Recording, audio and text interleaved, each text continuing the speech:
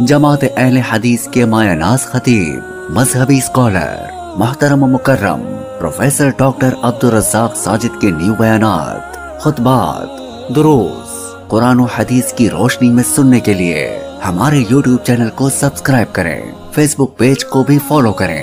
بارک اللہ فیکم۔ قضا نماز ادا کرنے کا طریقہ کیا ہے؟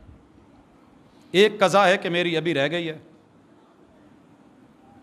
فجر تھی یا ظہر تھی ایک آدھے دن کی، تو میں اس کے لیے ایک ہی طریقہ مصطفیٰ صلی اللہ علیہ وسلم نے بتایا، سویا ہوا جب اٹھے، ممکن ہے نشے کی کوئی میڈیسن لی تھی، کوئی غنودگی تھی، بیمار تھا، نہیں اٹھ سکا، جب اٹھے گا نماز پڑھ لے گا، بھول گیا ہے، کام میں مصروف تھا، جب یاد آئے تب پڑھ لے گا، قضا دے لے گا۔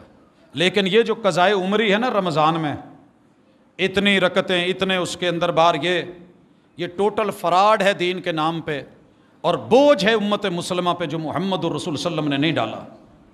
کوئی ایسی قضائے عمری کی حقیقت نہیں ہے، اور ہر نماز کے ساتھ ایک نماز، فرض کے ساتھ فرض، سنتوں کے ساتھ سنت، نوافلوں کے ساتھ نوافل، قطعاً ایسا رسول صلی اللہ علیہ وسلم نے نہیں دیا۔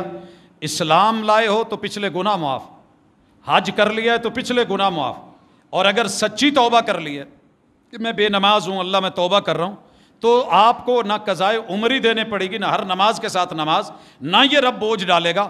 آگے سے اپنے آپ معاملات ٹھیک کر لے، تیرے پچھلے معاملات کو میں نے کلیئر کر دیا ہے۔ قضا کا یہ تصور محمد رسول اللہ صلی اللہ علیہ وسلم سے نہیں ملتا۔